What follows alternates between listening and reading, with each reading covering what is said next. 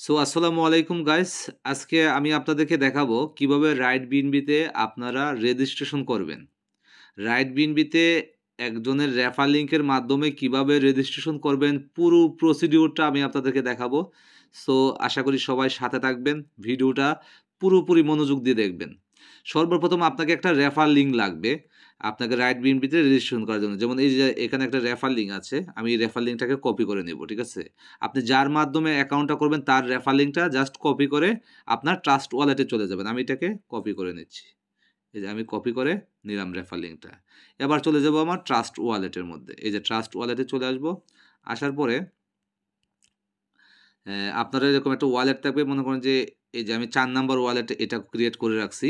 এই ৪ নাম্বার ওয়ালেটের মধ্যে আমি আজকে আরেকটা অ্যাকাউন্ট রেজিস্ট্রেশন করে আমি আপনাদেরকে দেখাবো।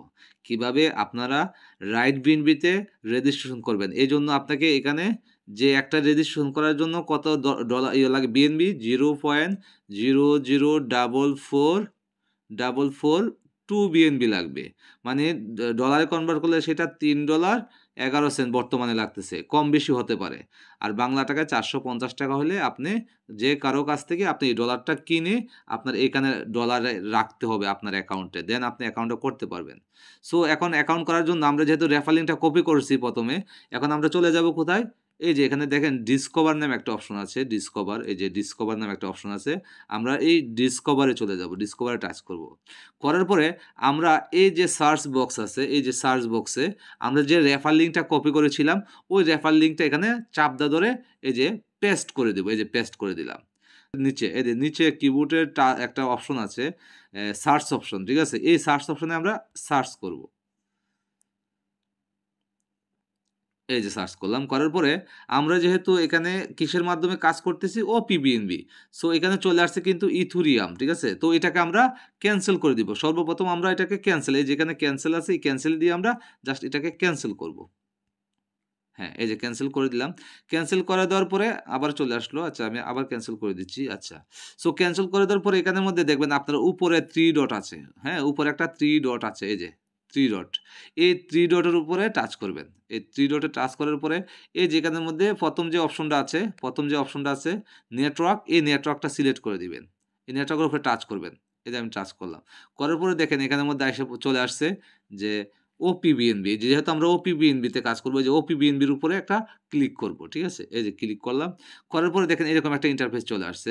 আসার পরে আপনার কাজ হচ্ছে এখান থেকে আপনি এই যে নিচে যে একটা রিফ্রেশ বাটন আছে, এই যে রিফ্রেশ, এটা কি বলে রিফ্রেশ বাটন, ঠিক আছে? হ্যাঁ, অথবা ২ টা অ্যারো চিহ্ন বলতে পারেন। এই যে এই রিফ্রেশ বাটনের উপরে একটা টাচ করে দিবেন।